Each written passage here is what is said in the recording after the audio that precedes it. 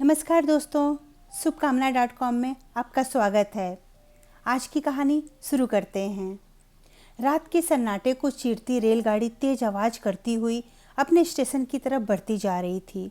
कुछ पैसेंजर सोने लगे थे, कुछ नॉवेल्स में आंखें गड़ाए थे और बाकी मोबाइल्स में। नम्रता के सामने बैठी महिला बहुत देर से उसे देखे जा रही थी, जैसे कुछ बोलना चाह रही हो। नम्रता हल्के से मुस्कुराई ही थी कि उसने झट से पूछ लिया, कहाँ जा रही हैं आप? नम्रता ने धीरे से कहा, जगदलपुर। अरे, अब तो कुछ ही देर में आपका स्टेशन आ जाएगा। कोई आएगा आपको लेने? इस बच्ची को लेकर आप इस अंधेरी रात में कैसे जाओगी? सामने वाली महिला चुप हो गई जब नम्रता ने उसे घूरा। मान न मान, मैं तेरा मेहमान। नम्रता की बच्ची उसकी बातों से उठ बैठी और पानी मांगने लगी। सामने वाली महिला खिसिया के इधर उधर देखने लगी और ज़बरदस्ती सोने का नाटक करती और वो थोड़ी देर में सचमुच में सो गई। जब उसकी आंख खुली, सामने की सीट खाली थी। नम्रता उतर चुकी थी अपनी बच्ची के साथ। रात के 12 बजने को थे। पूरा स्टेशन लगभग खाली था। इक्का दुक्का दुकानें खुली थीं, कहीं कुत्ते भौंक रहे थे और कुछ भिखारी बिस्तर लगाए पड़े थे। स्टेशन मास्टर ने बताया कि इस समय कोई व्हीकल मिलना मुश्किल है। वो चाहे तो सुबह तक वेटिंग रूम में जाके रुक जाए। नम्रता बाहर खुले में ही बेंच पे बैठ गई। अचानक एक आवाज़ से चौंक उठी। कहाँ जाना है बीबी जी? पलट के देखा तो एक बूढ़ा सा आदमी उससे पूछ रहा था। रिक्शा है तुम्हारा? नम्रता ने पूछा। नहीं, तांगा है। किराया क्या लोगे बाबा? सिर्फ 50 रुपया। कितनी देर में पहुंच जाएंगे बाबा? उसने बोला, ये रास्ता थोड़ा ख़राब है, यही कोई 1 घंटा लग जाएगा। थोड़ी देर में उबड़ खाबड़ रास्ते पर बाबा का मरियल घोड़ा तांगा खींचने लगा। अचानक एक जगह वो रुक गया। बहुत कोशिश करने के बाद भी वो टस से मस न हुआ। सनसनाती हुई ठंडी हवा चल रही थी। बूढ़े बाबा और मरियल घोड़ा, अब क्या कहें। क्या हुआ बाबा? नम्रता ने घबरा कर पूछा। आप पैदल चले जाएं, वो सामने ही आश्रम दिख रहा है, कोई 200 कदम पर। थोड़ा डरते हुए नम्रता बच्ची को संभालती हुई उस ओर बढ़ गई। गेट पर पहुंची तो गेटमैन ने कहा, कौन है इतनी रात गए? नम्रता बोली, मेरी नियुक्ति यहाँ महिला निरीक्षिका के पद पर हुई है। गेटमैन, अरे मैम, आप आई कैसे इस समय इस भीड़ में? नम्रता ने पीछे मुड़कर तांगा दिखाना चाहा, पर वहाँ दूर दूर तक कोई न था। नम्रता ने बोला, वो तांगे वाला बाबा लगता है चले गए। थोड़ी देर में वो ऑफिस में इंचार्ज के सामने थी।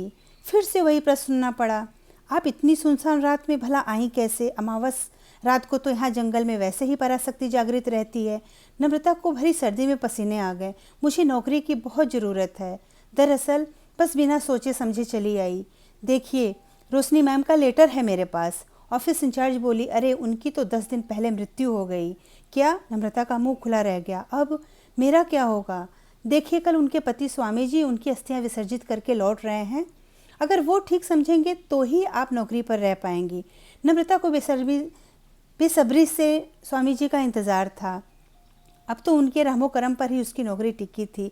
अगले दिन बड़े भव्य समारोह में रोशनी जी के पति, जिन्हें सब स्वामी जी कहते थे, लौटे। सब तरह से स्वामी जी की जय हो का नाद गूंज रहा था। नम्रता उनकी एक झलक पाने के लिए बेताब थी, लेकिन जैसे उसने देखा उसे चक्कर आ गए। ये तो उसका पति दिनेश थे, जिसे उसकी बेटी पैदा होने के बाद छोड़ दिया था। इतना अय्यास आदमी था ये। वो घर से बेघर इस नन्ही जान के साथ कहाँ नहीं भटकी। नम्रता को लगा कि वो यहाँ से चुपचाप भाग जाएगी। यह आदमी उसे नौकरी पर रखना तो दूर, उसकी जान ले लेगा। इतने में ही स्वामी जी की नज़र उस पर पड़ गई, लेकिन वो उसे पहचान नहीं रहा था। इसका क्या मतलब है? क्या वो भूल चुका था या बहाना कर रहा है? नम्रता समझ न सकी। आश्रम इंचार्ज उसे बुलाने आई। तुम्हारे भाग खुल गए, स्वामी जी ने तुम्हें काम पे रख लिया है। नम्रता अपने मन में सोचने लगी, खुश हूँ या दुखी, समझ न पाई। उसी रात वह सब सो रहे थे, वो वहाँ से भागने की कोशिश में थी। कुछ दूर निकली भी। रात के अंधेरे में अचानक साड़ी पहने एक औरत उसके बराबर आके रुकी। नम्रता डर गई। अब ये कौन? उसने पलट कर देखा तो वह औरत उससे कुछ कहना चाह रही थी। उसने बड़े प्यार से उसका हाथ थामा और बर्फ जैसे ज़्यादा ठंडा था। फिर वो औरत बोली, मैं जानती हूँ कि तुम इस दुष्ट स्वामी जी की पत्नी हो। इसने मुझसे भी धोखे से शादी की, जब मन भर गया तो छोड़ दिया। क्या? इसने आपको भी? नम्रता बोली, आजकल ये आश्रम इंचार्ज के चक्कर में है और तुम्हें ये इसलिए नहीं पहचान रहा है। मैं जानती हूँ, तुम इससे बदला लो। मैं तुम्हारे साथ हूँ। नम्रता भौचक्की होकर सब सुन रही थी। फिर बोली, मुझे क्या करना होगा? फिर उस औरत ने बताया कि अगले हफ्ते बहुत बड़े मंत्री आ रहे हैं, वो इसे सम्मानित करेंगे और ये और ज़्यादा शक्तिशाली राजनेता बन जाएगा। तुम इसकी पोल खोलो, सबके सामने इसकी वास्तविकता लाओ, जिससे इसे अपने किए का दंड मिल सके। मैं ये सब कर पाऊंगी? नम्रता घबराई। औरत बोली, मैं तुम्हारे साथ हूँ, मैं अकेले इसका कुछ नहीं बिगाड़ पाऊंगी, इसलिए तुम्हारी मदद चाहिए।